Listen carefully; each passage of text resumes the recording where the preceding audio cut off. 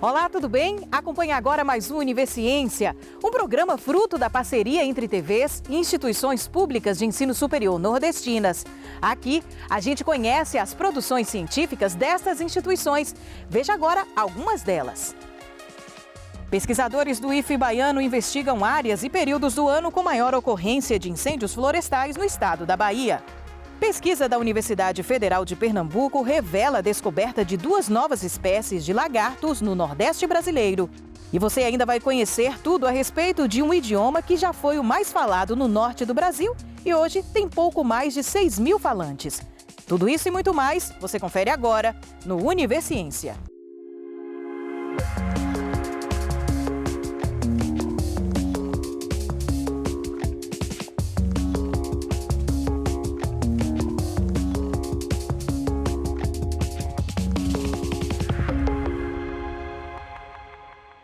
Pesquisadores do IFE baiano investigaram em quais áreas e períodos do ano a maior ocorrência de incêndios florestais no estado da Bahia. Veja agora, no Universiência, os resultados desse estudo e entenda como os incêndios florestais impactam no meio ambiente, contribuindo significativamente para a crise climática.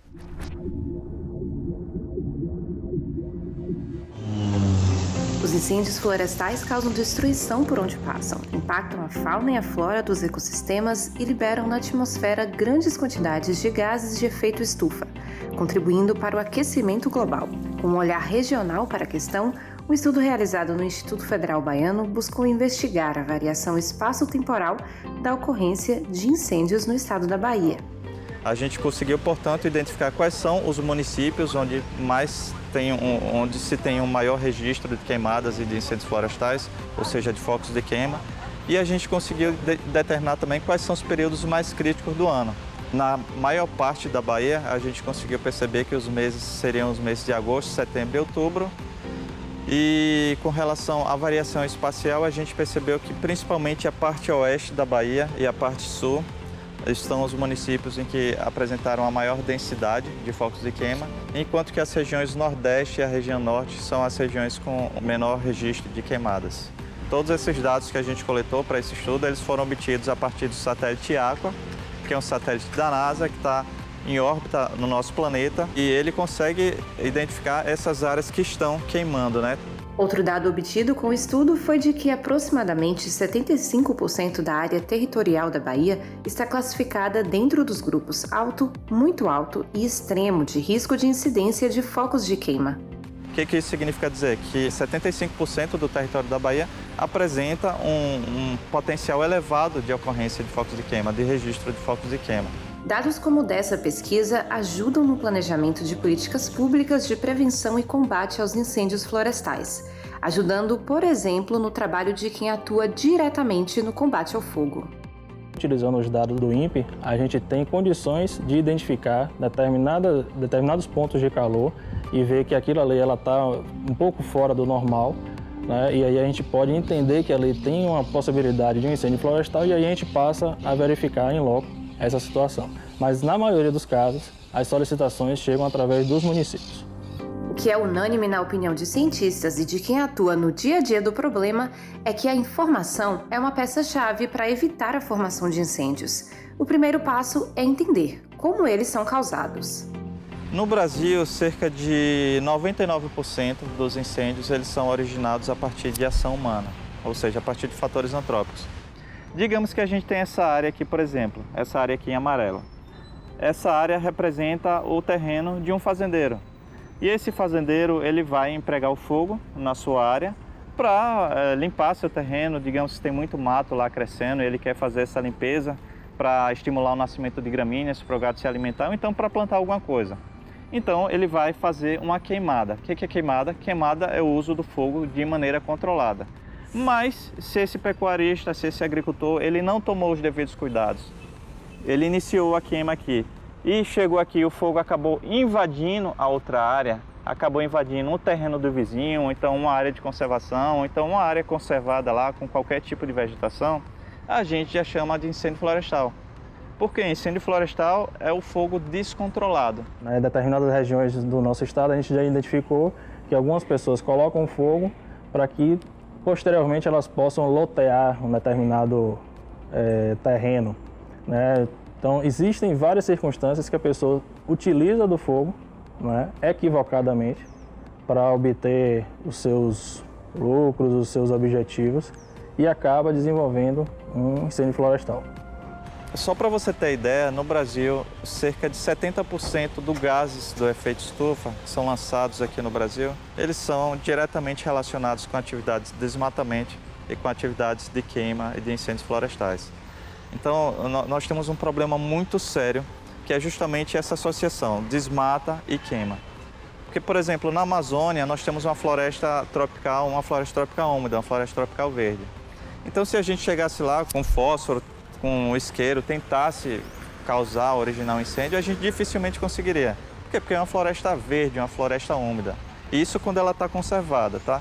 Mas à medida que vão sendo desmatadas áreas, vai se abrindo clareiras, a radiação solar ela consegue penetrar no interior da floresta, deixando assim um combustível, ou seja, as folhas, a serrapilheira, aquele material que está no solo, mais seco e mais propenso a queimar. Por exemplo, no cerrado, nas savanas africanas, são ecossistemas dependentes do fogo. Então, se a gente exclui totalmente o fogo, acontece um problema sério. Por quê? Porque as espécies lá elas estão adaptadas à ocorrência do fogo. Já quando a gente fala sobre ecossistemas sensíveis ao fogo, a história é totalmente diferente. Acontece um incêndio, mesmo que seja um incêndio de baixa intensidade, ele vai causar uma grande destruição. Por quê? Porque tanto as árvores quanto a fauna não estão adaptadas ao fogo. Então, um pequeno incêndio pode gerar uma grande destruição, levando à mortalidade de diversos espécimes, seja da fauna, seja da flora, podendo, em alguns casos, levar até algumas espécies endêmicas de baixa distribuição à extinção. A liberação de CO2 na atmosfera é outro rastro deixado pelas queimadas. À medida que a gente derruba uma árvore dessa e queima, todo esse CO2 que está fixado na estrutura aqui da árvore, ele vai ser liberado novamente para a atmosfera. Geralmente, quando a gente pensa em efeito estufa, aquecimento global, geralmente a gente associa a carros, cidades grandes como São Paulo, aqueles caminhões jogando fumaça, aquelas indústrias jogando fumaça para cima. Mas, na verdade, o maior responsável é o desmatamento associado às queimadas e aos incêndios florestais.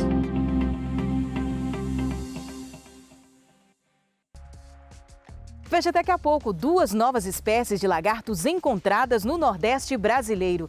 É depois do intervalo.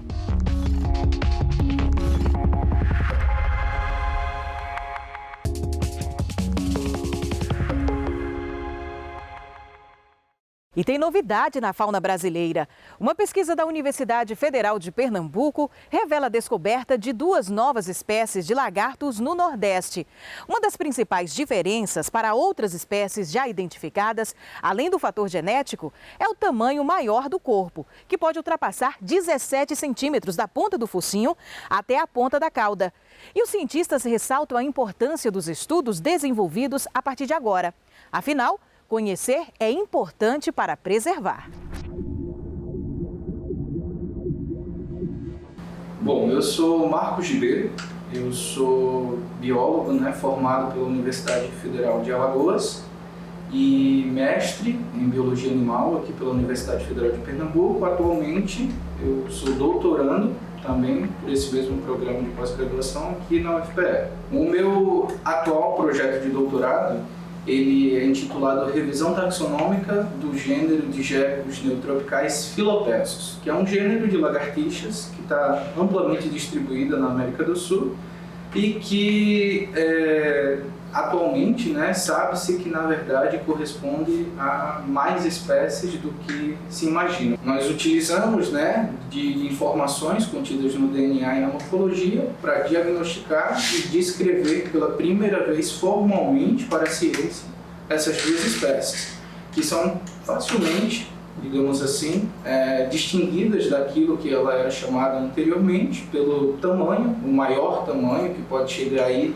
a quase 15 centímetros da ponta do focinho até a ponta da cauda. Também pelo tamanho, a disposição e o número das escamas do queixo, da região angular, pelo padrão de coloração, pela disposição dos tubérculos que existem no dorso. Então, todas essas são características que nós chamamos de características diagnósticas que possibilitam os pesquisadores e os interessados a identificar esse material tanto no campo quanto no laboratório. Essa daqui, ela é a primeira espécie, Philopezus selmi. Ela atualmente é conhecida só para algumas poucas localidades em áreas de transição entre a Mata Atlântica e a Caatinga, no estado de Alagoas, especificamente 5 localidades. E a segunda espécie, que é o Philopezus diamantino, ele é atualmente endêmico, né, da Chapada Diamantina, conhecido só para uma localidade, que é Serra do Sincorá, no município de Mucugê. Bom, aqui nós temos alguns dos representantes, né, das espécies novas que fazem parte da série tipo, que são os indivíduos que foram utilizados para a descrição e caracterização das espécies. Então, é a esses indivíduos que o nome que foi dado está atrelado.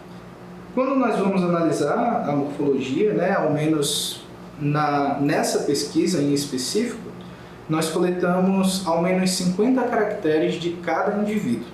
Depois que nós temos todas essas medidas coletadas, né, obtidas, nós conseguimos rodar análises estatísticas para poder saber quais as características que apresentam diferenças importantes, né, para distinguir as diferentes espécies ou diferentes populações, para distinguir os diferentes sexos, né, dos indivíduos, saber se existem diferenças entre machos e fêmeas, e também para diagnosticar os indivíduos. Nesse caso em específico, o tamanho do corpo é uma característica que diferencia ela das outras espécies, o tamanho e a distribuição dos grânulos que apresentam aqui na região do dorso, e também aí número, tamanho, disposição das escamas que existem aqui na região gular, né, que é a região do queixo do indivíduo. Até o momento, nós temos aí analisado ao menos 1.300 indivíduos, mas a intenção aí é chegar pelo menos nos 2.000 para realmente ter uma representatividade de todas as espécies e assim conseguir identificar, né, que as características que eu de fato estou dizendo que diferenciam as espécies não apresentam variação dentro de uma mesma espécie. Então, aqui a gente pode ver a diferença entre as duas espécies. Aqui à minha esquerda nós temos o Philopezus selmi, que está distribuído no estado de Alagoas. À minha direita nós temos o Philopezus diamantino, restrito à Chapada Diamantina. Eu sou orientador dele, mas o Marcos trouxe a ideia com ele, né? O Marcos trouxe a ideia de trabalhar com os Philopezus da UFAL. O Marcos fez a iniciação científica na UFAL, né, na Federal do Alagoas, e me procurou para vir fazer um mestrado aqui em Pernambuco. Uma ideia incrível, uma ideia muito boa.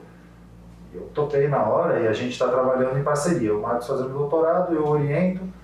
A orientadora dele na iniciação científica, a professora Tami Motti, é co-orientadora dele no doutorado agora. A gente fez uma equipe multi-instituições aí para abordar os Philopezus. Então, a gente tem pesquisadores aqui da UFPE, da UFAL, da USP, da Universidade de Minnesota e do INPA em Manaus, todos trabalhando integrados. A gente acha que todo mundo já ouviu e está cansado de ouvir que o Brasil é um país mega diverso, com muita diversidade. Isso é verdade. Acontece que parte dessa diversidade ainda não está descrita. A gente ainda está descrevendo, a gente ainda está descobrindo boa parte dessa diversidade, como esse trabalho que sai publicado agora demonstra. Descobrindo novas linhagens, descobrindo novas espécies ou publicando, reportando essas espécies para a ciência, a gente consegue proteger essas linhagens que até então a gente não identificava como diferentes. Até 2 meses atrás, essa espécie ela não era reconhecida para a ciência. A gente não tinha oficialmente ela reconhecida e a área de distribuição dela delimitada.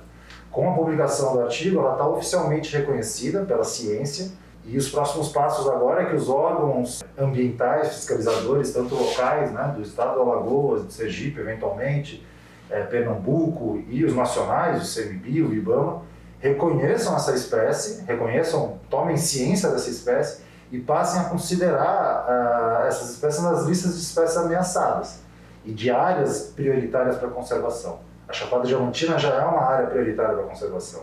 E essa espécie nova, mais uma espécie endêmica da região, só reforça a importância dessa região como uma região de alto endemismo, de alta importância de espécies restritas àquela região, exclusivas daquela região.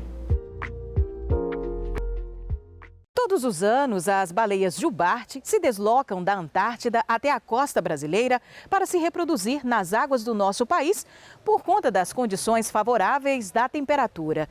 Na Universidade Estadual de Santa Cruz, em Ilhéus, no sul da Bahia, pesquisadores do projeto Baleias na Serra analisam o comportamento das espécies jubarte durante sua temporada reprodutiva, através do monitoramento e observação desses animais na região de Serra Grande.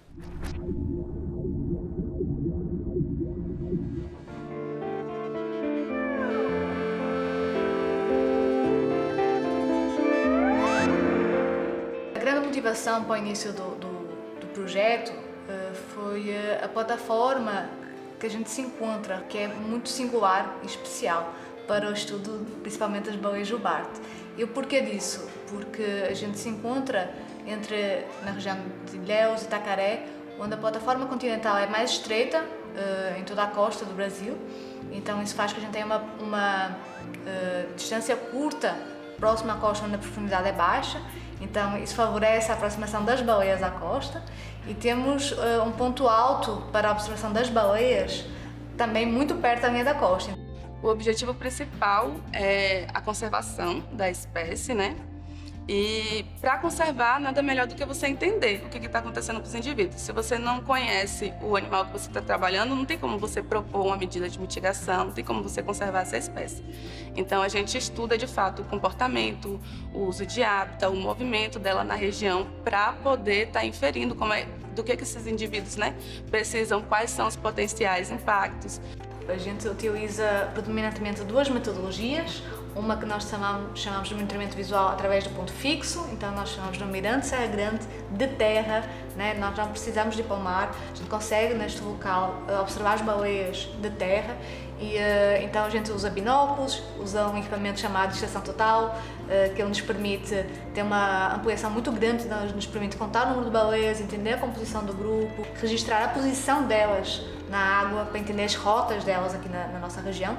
E além disso, nós também fazemos o monitoramento acústico passivo, que usamos um gravador que se chama hidrofone, porque ele capta os sons debaixo de água e que então a comunicação acústica é essencial para esses animais, né, que vivem no ambiente aquático. A gente deposita uns equipamentos lá no fundo do mar, ali próximo à região, e aquilo fica gravando os bichos. Então a gente acompanha tanto os cantos dos machos como alguns sons sociais que estão lá.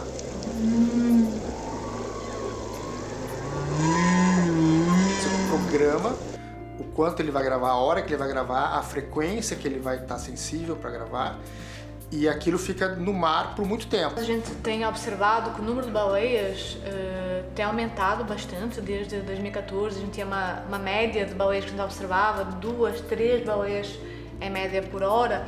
E em 2020 a gente teve uma média de baleias observadas durante a temporada de em torno de 11 baleias por hora. Em 2014 tem sido o ano que a gente tem visto menos baleias aqui na nossa região e 2021 foi menor ainda, então teve essa queda muito acentuada. A gente acredita que está associada provavelmente à diminuição da quantidade de alimento. Então aqui na Bahia eles vêm para reproduzir, quase não comem. Tá? Então eles não estão aqui integrados na cadeia alimentar como consumidores, mas eles estão trazendo nutrientes que eles acumularam lá. A temporada ela vai tipicamente final de junho, as baleias começam a chegar e até novembro, né, mais ou menos. No meio da temporada reprodutiva, quando a gente observou mais adultos também na região. Então, a atividade vocal estava correlacionada com o número de adultos, ou seja, quanto mais indivíduos sexualmente ativos tinham na área, mais machos cantando a gente observou também. Os indivíduos como um todo, eles podem utilizar tanto de atividades aéreas, que seriam os saltos e batidas com parte do corpo para comunicação, como emissões vocais. A baleia jubarte virou um símbolo de Serra Grande, né? As pessoas sabem que conseguem ver as baleias de terra, então para mim eu acho que isso é uma das maiores alegrias que eu posso ter que o projeto conquistou, né? As pessoas associarem a baleia jubarte à região de Serra Grande. E em vários eventos, com as comunidades, feiras, saraus, a gente levar esse conhecimento através de atividades de sensibilização ambiental, de educação ambiental. A gente falava da importância da conservação marinha, explicava sobre as espécies para as crianças também, tinha uma pessoa que ficava responsável. As pessoas chegam, leem as informações, tiram dúvidas, pergunta alguma curiosidade, alguma coisa em relação ao grupo de estudo, né, que são as baleias. E para o público infantil, contagem de histórias, né, que é totalmente voltado para a criança, com interação com as crianças, com brincadeiras com as crianças. Então a criançada se amarra e eu acredito que leva isso para a vida inteira. É uma sorte ter isso aqui, né? Então o Mirante, particularmente Serra Grande, é uma coisa muito especial porque você não tem esse tipo de situação na costa brasileira. São poucos lugares. No Nordeste praticamente não tem. E aí isso faz com que a gente tenha uma comunidade ali que tenha a oportunidade de estar participando do monitoramento da atividade do bicho aqui. A baleia juvarte é de fato um bicho carismático e aí a gente fala sobre os impactos potenciais desses indivíduos.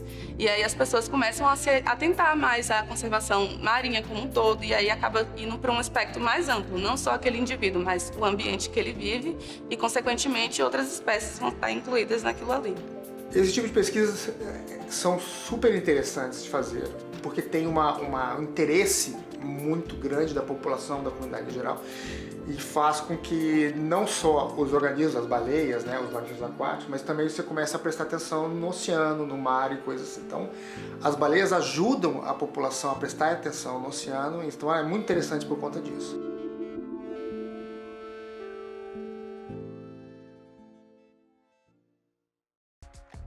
A seguir, as curiosidades sobre um idioma que já foi o mais falado no norte do Brasil.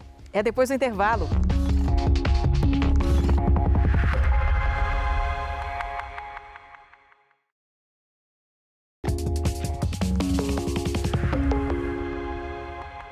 Agora, curiosidade sobre um idioma que já foi o mais falado no norte do Brasil, mas hoje só possui cerca de 6.000 falantes na região. Existem muitas pessoas interessadas em estudar e aprender essa língua. E para auxiliar nesse processo, pesquisadores da Universidade Federal do Ceará estão desenvolvendo ferramentas computacionais que auxiliam na tradução de textos simples dessa língua descendente do tupi.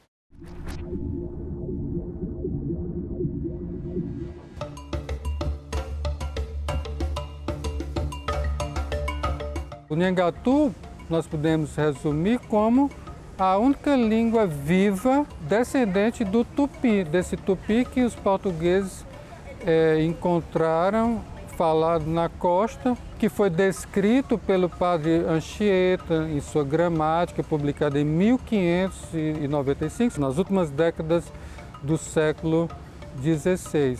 O Nhangatu, que já foi a língua mais falada de toda a região norte, mais falada que o português até meados do século XIX, foi recuando. À medida que a região norte foi sendo integrada ao Brasil por meio da imigração, sobretudo é importante destacar, a imigração de nordestinos que fugiram da seca de 1877. Então, em poucos anos, 500 mil nordestinos imigraram para a região norte pelo ciclo da borracha. E isso provocou uma diluição, né, do Nhangatu, progressiva. Então o Nhangatu foi recuando, né? Ele era falado em cidades como Santarém, Belém, né? Foi recuando a Amazônia adentro e hoje está reduzido ao Alto Rio Negro, que é uma região conhecida como Cabeça de Cachorro, que fica na fronteira de Brasil, Venezuela e Colômbia, no município de São Gabriel da Cachoeira. São apenas 6.000 falantes, essa é a estimativa que se tem, e estima-se 8.000 na Colômbia. Por outro lado, bem distante da região amazônica, pessoas comuns, que não necessariamente descendentes de indígenas, e com frequência não descendentes, se interessam pela língua. Por quê? Porque é o tupi vivo. Quando a minha atenção foi despertada para o Nhangatu, eu me deparei com o curso de Língua Geral Amazônica, Nhangatu Tupi Moderno, do professor Naval. É um manual em 3 lições, muito didático, com diálogos em situações cotidianas. É importante destacar o papel do professor Eduardo de Almeida Navarro, da USP. É o atual catedrático de Tupi. E eu pensei, não, então eu vou fazer alguma coisa em termos de linguística computacional que auxilie aos estudantes que estão aprendendo o curso do professor Navarro como autodidatas. Eu vou fazer um tradutor automático, que foi a primeira ferramenta, que traduza para o inglês e para o português e faça também a tradução do português e do inglês para o Nhangatu. A ferramenta eu dei o nome de GramApp. Quando a gente vai desenvolver uma ferramenta computacional como um tradutor automático, né, existem várias etapas, né, que a gente chama de etapas do processamento de linguagem natural. A linguística computacional procura descrever as línguas humanas de maneira matemática, usando um formalismo computacional de modo que a língua possa ser processada no computador. O segundo resultado do grupo é o etiquetador do Nhangatu. O primeiro nível de anotação que faltava era a etiquetagem morfossintática, um texto em que eu tenha cada palavra com a sua etiqueta designando se trata de artigo, substantivo, adjetivo, verbo, etc. E aí foi então o mote para criar um projeto de iniciação científica com esse objetivo, de criar um etiquetador morfossintático para o Nhangatu. O objetivo da minha pesquisa de mestrado é abarcar a sentença inteira do Nhangatu e também lidar com outros problemas que esse tipo de ferramenta encontra, como a ambiguidade, né, de palavras. Por exemplo, numa sentença que o professor usa muito esse exemplo, quem casa quer casa. Né? A gente tem casa substantivo, casa verbo. Né? Então o etiquetador ele precisa ser capaz de lidar com esses tipos de ambiguidades, de ser capaz de etiquetar corretamente essas palavras. O etiquetador morfossintático vai ser aperfeiçoado, né? Então essa é uma linha de pesquisa. A outra linha de pesquisa é o próximo projeto de iniciação científica, que é um anotador sintático do Nhangatu, porque o etiquetador apenas atribui as classes de palavras, mas não diz o que é sujeito nem objeto. Essa será então a meta do próximo projeto de iniciação científica. Eu imagino que possa ser útil para os falantes nativos, mas eu ressalto muito a importância do estudo do Nhangatu pelas outras pessoas. É a língua que está presente em toda a história do Brasil desde o início e que foi documentada, que tem uma literatura bastante rica.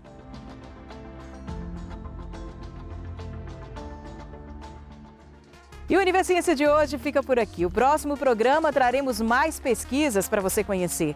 E já sabe, se tem alguma dúvida ou sugestão, envia para o nosso e-mail universiencia@uesb.edu.br que a gente explica por aqui no outro programa. Tchau, tchau e até lá!